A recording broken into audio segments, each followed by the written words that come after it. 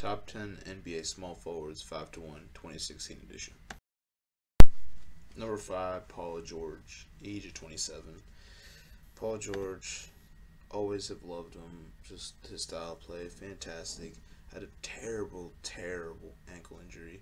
Came back, boom, was just like that, on fire. Became a fantastic player. Changed his number to 13 instead of 24. Became PG-13 as his name is, his nickname, of course. Just all around fantastic player. Was an all-star this past year. Didn't get anything else, but I mean, you're looking at a guy that came out of a terrible injury to just become this fantastic, just, basketball-esque guy.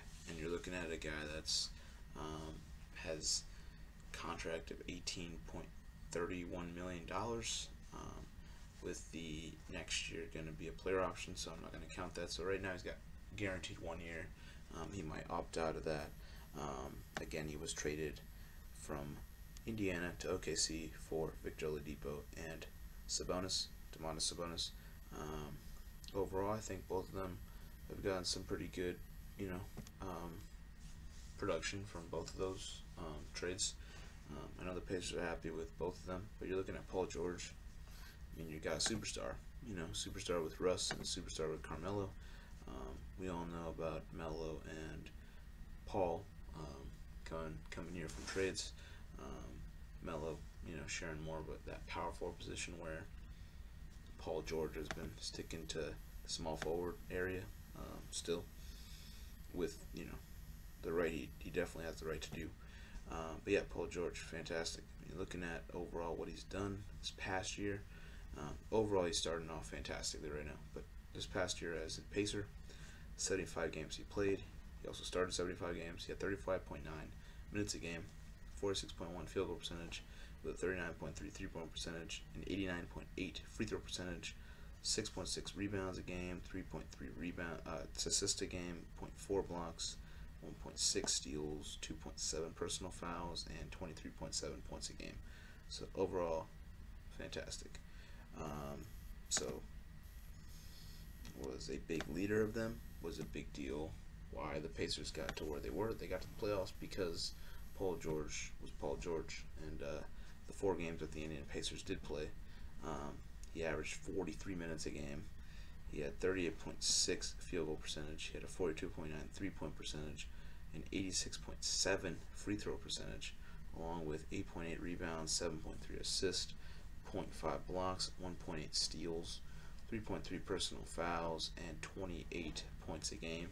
Overall, a guy that can take over at will, can definitely do a fantastic job, and just, overall one of those guys that can make the most happen.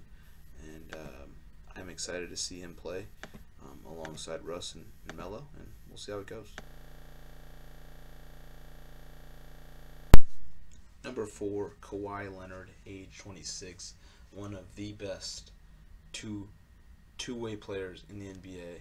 Can do it offensively, can definitely do it defensively, can rock with the best of them, and just one of those guys that's fantastic, just gifted. And I mean, he's won a Defensive Player of the Year award for a reason, twice, for a matter of fact. But this is a guy that can get it done. He is by far a very talented basketball player, and honestly, he is the future of the Spurs, of course. You're looking at, Mano's still doing his thing, Tony's still doing his thing. They're getting older, though. There's no Timmy anymore. So without them, there's going to be Kawhi Leonard, which really stepped in the spotlight, mostly in 2014. Overall, he got better within years, but did he become this just dynamic player. Just a fantastic guy. Has won a lot. I mean, you're looking at a guy that was an all-star this past year, got to the All-NBA first team, got to the All-Defensive first team. So he's a leader. He's got 2 years, $37.4 million left in his contract, with a player option for his 5th year in the contract. Overall, I mean, it's fantastic. Just yeah, great two-way player. Um, and we're still waiting for his debut for that leg injury. I know when he comes back, he's going to make San Antonio a lot better, of course. You're looking at what he did this past year, though. 74 games he played and started. He had 33.4 minutes a game. He had 48.5 field goal percentage, a 38 3-point percentage, and 88 free throw percentage with 5.8 rebounds, 3.5 assists, 0.7 blocks, 1.8 steals, about 1.6 personal fouls, and 25.5 points a game. So overall regular season, he was on point. And during the postseason, you're looking at they got to the conference finals. Unfortunately, suffered a pretty bad ankle injury there. Some may see Zaza was dirty on that play. Honestly, it's basketball. Anything can happen. You're looking at Kawhi, though.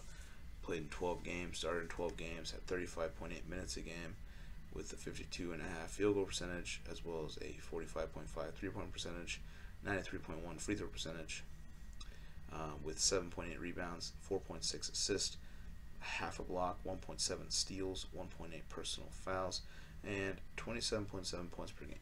Again, was balling. A big leader in this Spurs team. And, honestly, all I can say is that he's fantastic. It was hard to put him so low, but the next three are just, in my opinion, they're at the top of their game. They really have changed the game, just like Kawhi. Kawhi has changed the game. That's why he is top 5, of course, right now. But these three have done their fair share of impactfulness in the league. So Kawhi, though, great small forward. He's going to be here for a while, and he's going to be listed as eventually as top 2 in the league for sure. Number 3, Jimmy Butler, age 28. Honestly, this guy came out from being one of the last in the first round, actually the last pick in the first round, to automatically being one of the best elite players in this game, and fantastic elite defensive player for sure, and brought to himself as a scorer. He can defend with the best of them. He obviously has moved to a shooting guard spot this pretty much this year, being a part of the Minnesota Timberwolves, giving Wiggins the small forward position. But like I said, this was pre-ranked. I already had it done and all that, so just bear with me there. Okay, next year, we all know I'll be getting that down. It's gonna be some fun lists next year, of course. But anyway, Jimmy Butler, in my opinion, he's the best two-way player in the league. Just what he's been able to do consistently, day in, day out, just shows. Just he's a special dude. He really is. As of right now, he's on a team that, in my honest opinion, can go very far in the playoffs. I mean, you're looking at guys like, I have Jeff Teague on here, I have Andrew Wiggins on here, I have Jimmy Butler. I have a lot. I do have some nice T-Wolves players, of course, on this list. There's a couple more that will be on it. But yeah, no, fantastic. Just it's going to be a great season to watch. I think Jimmy's gonna kill it again. I think at 28, he's already killing it. So I love it. Again, he's got a contract of, I believe he's got 2 more years.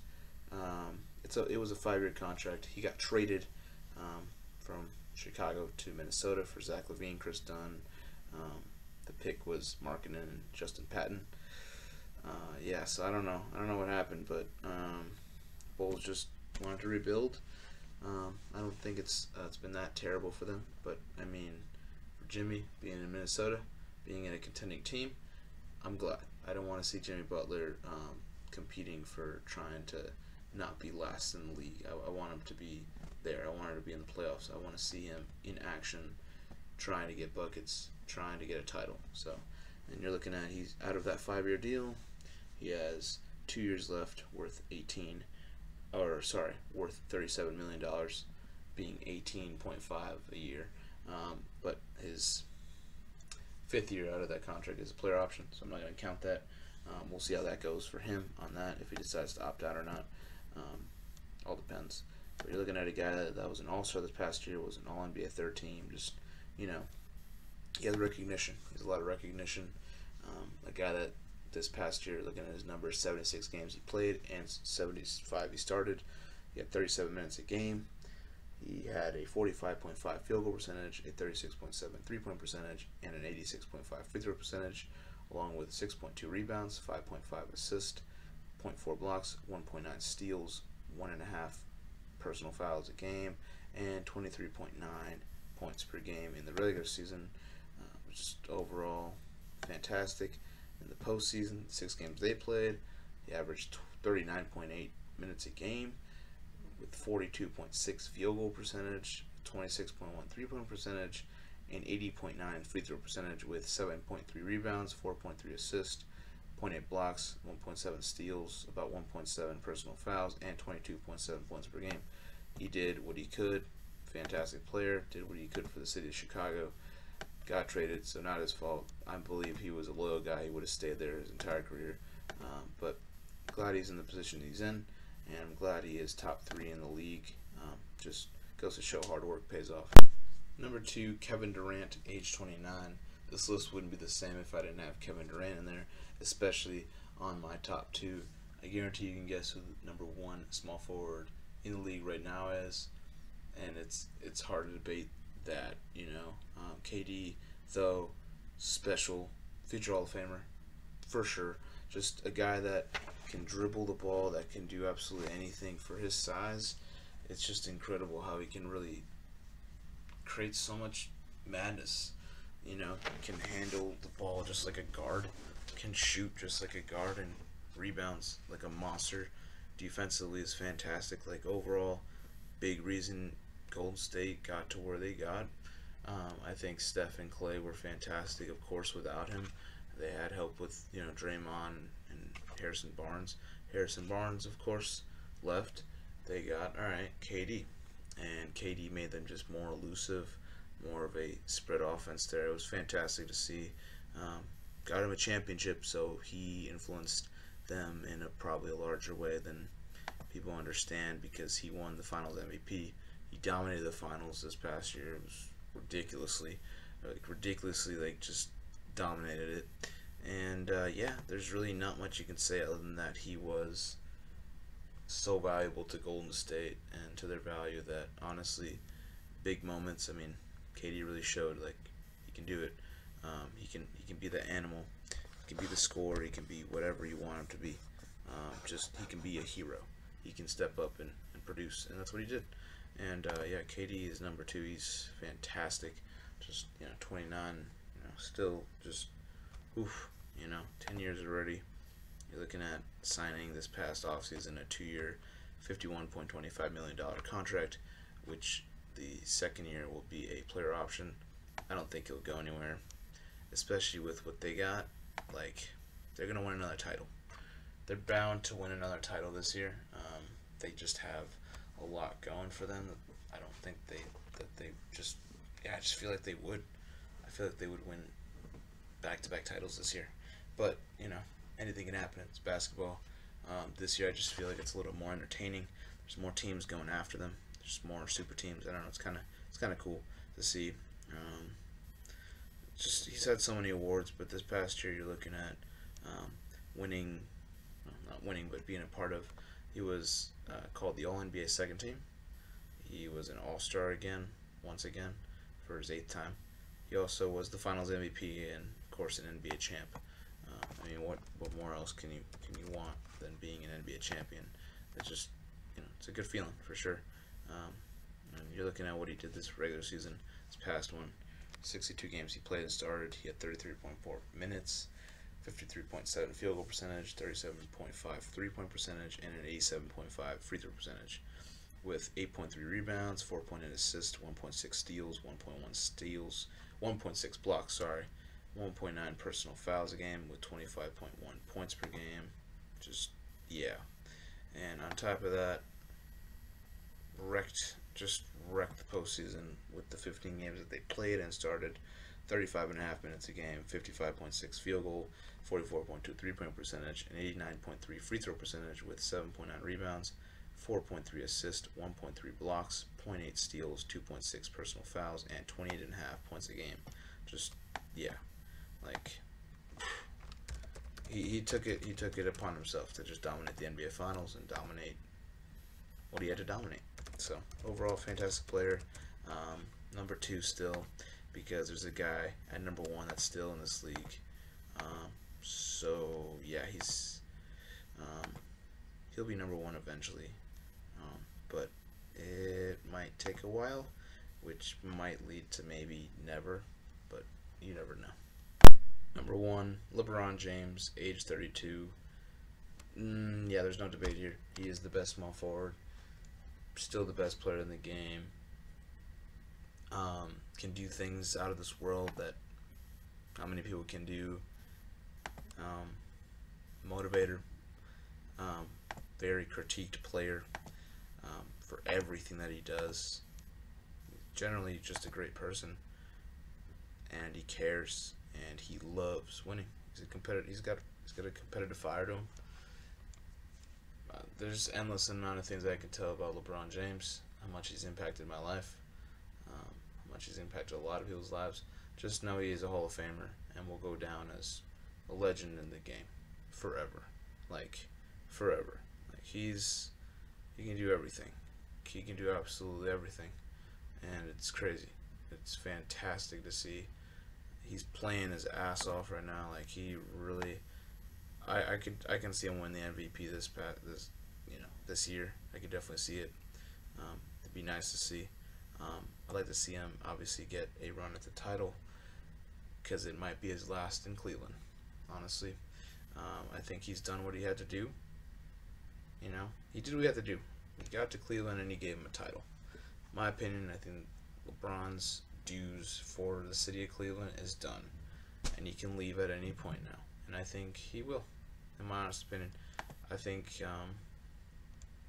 he wants out. I think he just wants to retire in a nice area, and if you know what I mean. I'm not saying Cleveland's a terrible area. I'm just saying I think he doesn't want to retire at home. He wants to go somewhere else and feel a different vibe, be in a different scent, different scenery, a different landscape. He's already known Ohio his entire life.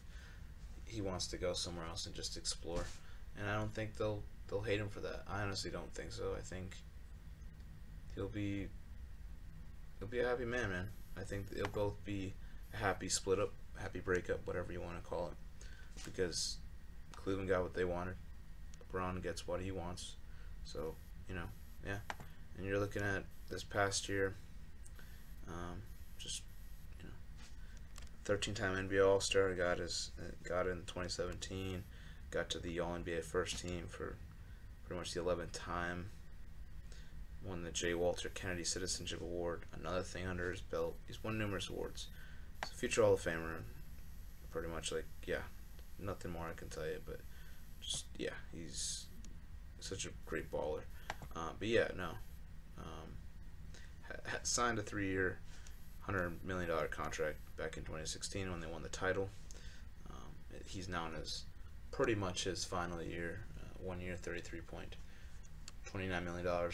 The next one, the third year, is going to be his contract, player option year. He might opt out of that. I'm sure he will. I'm sure he'll be on his way out of Cleveland. But I think they'll both split up in a great way. You're looking at his numbers this past year: 74 games played and started, 37.8 minutes a game, 54.8 field goal percentage, 36.3 3-point percentage. Not great of a 67.4 free throw shooter though, but 8.6 rebounds a game, 8.7 assists per game, 0.6 blocks a game, 1.2 steals a game, about 1.8 personal fouls a game, and 26.4 points per game. What more he can have, he did a lot with Kyrie and all that. And you're looking at the playoffs. They got to the finals once again. He got to the finals once again. And 18 games he played and started, 41.3 minutes a game, had 56.5 field goal percentage, 41.1 3-point percentage, a 69.8 free throw percentage, with 9.1 rebounds, 7.8 assists, 1.3 blocks, 1.9 steals, 2.4 personal fouls, and 32.8 points per game. Just dominated the playoffs like always. Dominated the Eastern Conference like always. And yeah, he's dominated the league like always. So he is number one. He's deserving of being number one till the day he retires, unless he just takes a step back next year. I don't see that. He's just a lot better than he was. And he's probably going to win the MVP this year. He's playing lights out. So I don't see him slowing down anytime soon. And he is the best small forward in the game.